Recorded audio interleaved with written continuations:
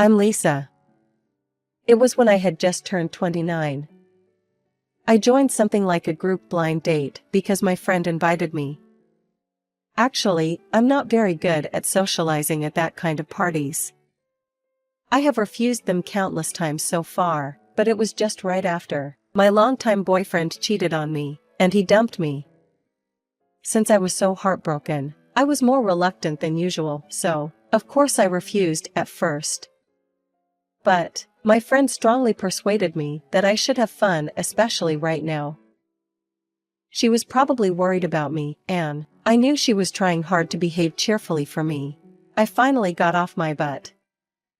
Even it was a group blind date, since we all are mid-20s, it's like a marriage hunting, and everyone was secretly so ready for hunting a partner. I was the only one who was not ready and had no energy. In this situation, just like me, there was a man who seemed a little out of place. He was dressed very inappropriately, and his hair was shaggy. Not to mention that he wasn't dressed for a group blind date. He also looked weird that might make me say, "What's wrong with him?" even when I would pass him on the street. Even if I have zero ability for hunting a man, or even if I have less than zero ability, I'll be better than this person. He made me think that honestly. It actually made me feel a little better. It's a place I'm not really used to, but it was as if I had a friend who was at the rock bottom just like me. I felt a strange sense of relief, even if it might be rude for him. Are you not good at these kinds of party? I'm not used to it at all either. Because I hesitated to engage in conversations with others for quite some time, so I decided to approach that person randomly. We were both alone, and I thought it would be a good way to just kill the time. However, the response I received from him was unexpected. Well, I actually enjoy these parties. I'm curious about what everyone is lively chatting about. I was stunned. He says he likes this kind of parties, but he says it in a bland tone. And he doesn't look like he's enjoying it. Yet, I didn't think he was lying either. Me stunned and just standing there, he didn't seem to pay any attention to. He casually turned his head towards me and looked straight into my eyes, saying, "You should try to smile a little more. I can tell that you are laughing, but you don't want to. If you don't want to, don't laugh. If you laugh even you don't want to, you should try not to let others notice at least." I was already stunned. By a person I had never met before. I was dissed, quite harshly, but since he kind of got a point, I didn't come up with any objections or anger. And I was deeply convinced somehow. I probably have a habit of doing that. I had nothing to talk back, because it was true as he said. As I completely froze, we were staring at each other in a strange way for a while. When I finally started to think a little bit, I sipped my drink quietly as I was still holding the shock. "I'll be careful from now on," I mumbled in a small voice. I wasn't angry or sarcastic. It just naturally came out of my mouth. And we just stayed there quietly, by each other's sides. My first time at a group blind date ended with such a very strange experience. Some time after, I got a call from a friend, Carol. She caught me and him staring at each other, and she thought there might have been something between us. That guy, Tim, and we didn't really have any feelings each other at the time, but the people around us got strangely excited. We both got a lot of support from our friends. I'm not a very aggressive person myself. I never make a move on my own unless it's a big deal. As for our friends, not setting the bar so high from the beginning. They thought it would be good if we keep in touch casually, and they were trying to get us together going the flow.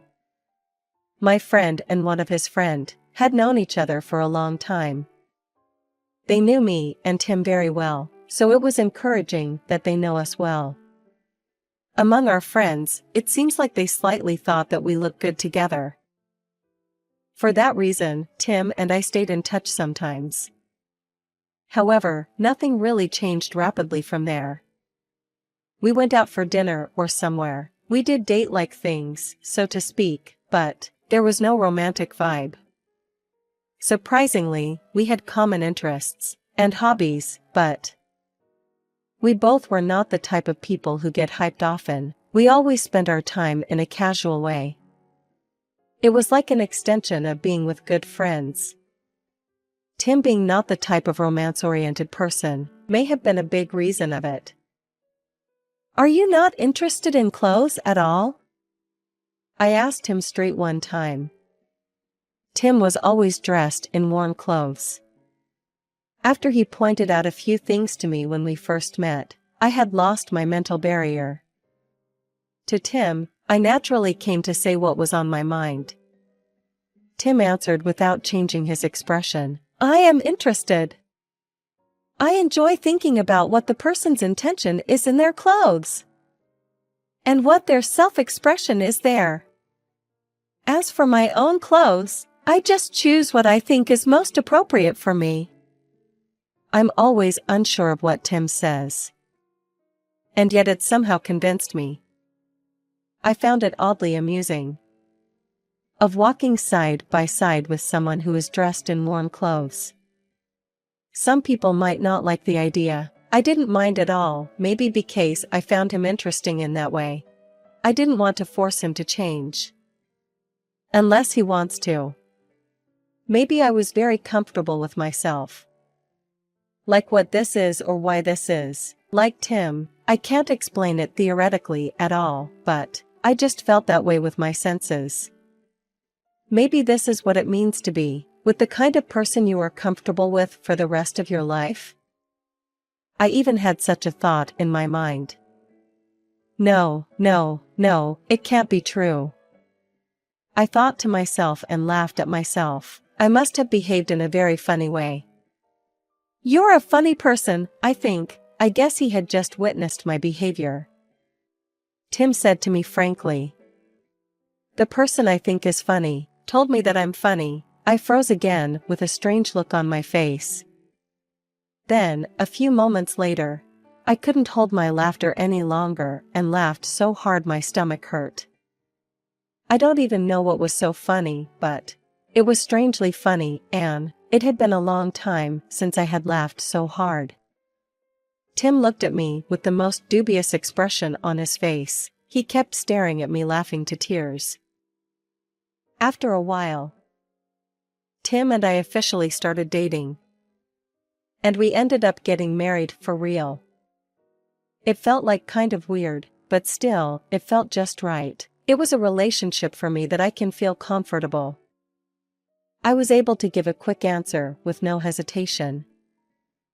As usual, most of Tim's clothes were worn and I didn't expect him to earn much money at all, but I was also planning to continue working. For now, I just wanted to have a decent life. As a result, for me, I guess I could say that my marriage was a success in a way. Other people might not have thought it was a success, but I don't care about being poor or anything as long as I truly feel happy. When Tim and I were preparing to get married, my cell phone rang. It was a text message from my ex-boyfriend John. Even though we had been together for a quite long time, it had been a while since we broke up and I couldn't help but wonder what it was all about. So I just saw the text and let it go. Because I was with Tim when I got the text, so I couldn't text him back even if I wanted to. But even if I hadn't been with him at that time, I don't think I would have texted him back. If I'm being honest, when we were dating, I liked him a lot more than he liked me. I always put up with him even if I didn't like something. Even if he did whatever he wanted, I forgave him most of the time. So I'm sure that in his mind, I would always forgive him and accept him eventually. But now, I'm already awake. I'm not stupid enough to react. He had sent several texts and gave some calls since then, but I ignored them all. I didn't care at all. It was just nothing important for me. Then at one point, Tim looked at me straight in my eyes. It was just like the first time I saw him. As I was wondering why, Tim began to speak in his usual quiet tone. Recently, there's someone you've been getting texts from but not responding to in front of me. As an adult, I believe it's not ideal to ignore texts for so long, so feel free to do whatever you want. You don't have to care about me. I was surprised by his insight as usual, and at the same time, I noticed that Tim, who always speaks with bland tone, looked different from usual. Are you angry at something? When I peeked at him with a puzzled look and asked him that, he frowned even more. Don't change the subject. It was so unusual of him, so I couldn't help but mention it.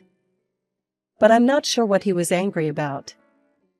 I thought about it a lot, and then it occurred to me. Do you have any idea who I'm getting texts from, by any chance? It's Tim. He must have been looking over everything from a much higher place than me. I don't know why I'm flinching a little now.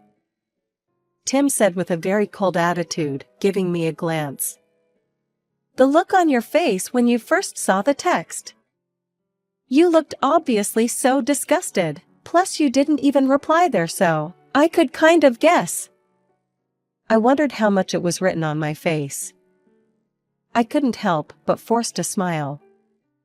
But if he knows what a disgusted face is, I'm not sure what he's talking about. If you know it's my ex-boyfriend and I don't like him, why do you have to tell me I should reply? I asked him what I thought with a puzzled look on my face. He became unusually silent. I was curious and looked into his face more. He looked like I had never seen before. Then he began to speak in a few words. As I've witnessed that a few times, even though you didn't reply, you started to look like you weren't disgusted gradually. I was thinking if you contacting with him behind my back. If so, I thought it might be a good idea to clarify this as soon as possible. Tim's eyes were shifty, which was unusual for him. I observed him trying to connect his words together. I, on the contrary, felt relieved and happy. It's Tim, that upset, because he suspects that my ex and I might have gotten back together. I know it's not something I should be happy about, but seeing him with a rare reaction made me very happy.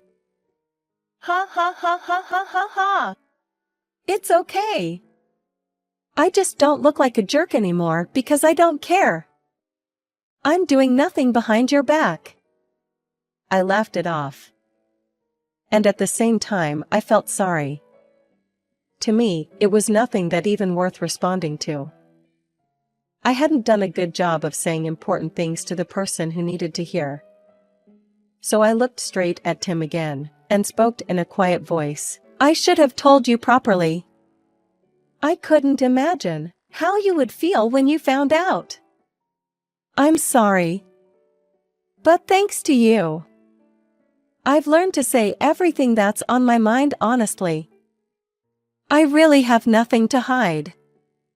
I meant it from the bottom of my heart. That was all I had to say, so I was only hoping that he would know what I meant. I was a little nervous waiting to see what kind of words and reaction I would get from Tim. Just then, my cell phone rang again. It was a little awkward. I looked at my phone as if he's giving me a glance to do it, so it was exactly my ex-boyfriend. I had the perfect ugh look on my face. I could see it myself. Ha ha ha ha ha!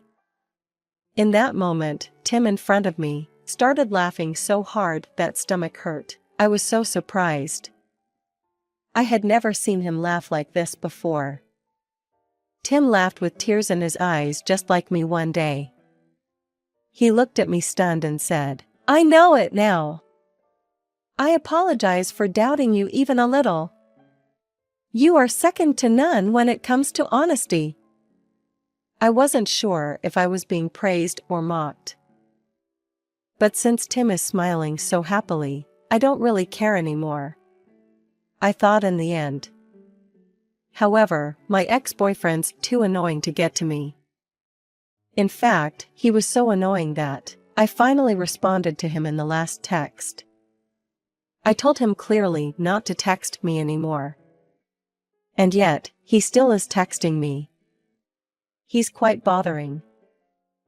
After we got married, we talked about living together at the place where Tim has been living for now. But it's not far from my house. My ex, who knows where I live, might happen to see me. I got a little scared thinking about it. Why don't we find a new place to live somewhere? It doesn't matter if it's small or not. I suggested this to Tim. And what he said back to me was unexpected. Then, do you want to buy a house? Unintentionally, I simply said, what? It just came out of my mouth. What on earth is he talking about? He's not the type of person to joke around. I thought I must have misheard him. But it was exactly what I heard. Tim really did have enough money to buy a house on the spot. I was so confused what it meant, and I had no idea what was going on. Then Tim smiled a little and said to me, "You know where I work, right? I'm not lying when I say where I work, but it doesn't mean that I'm an employee. That's my company." When I heard all of this, I was still in a daze. I couldn't catch up with what was happening at all. It was a medium-sized marketing company that had been relatively growing well. Tim was not poor or anything. In fact, it's the opposite. He just didn't care about money. He just didn't trust people with money. He always wore warm clothes because he didn't see the need to dress up. And because he didn't want people to come to him because of his appearance. He just chose clothes what he thought was most appropriate for himself. And he wasn't lying about that either. What? The voice sounded like it was going to turn the world upside down. Needless to say, I was the one who made that voice. I didn't even know who I was marrying to. I know it's funny, but I was so carefree, and I was wrapped around his little finger. Tim himself was staring at me with a kind of satisfied look on his face, so I guess it's not bad at all. Then we bought a house in a really quiet place in the suburbs. We spend our weekends together, relaxing. Without any worries, living with someone I can trust. I realize that life is funny. We have found the right partner for each other, and I am certainly happy now.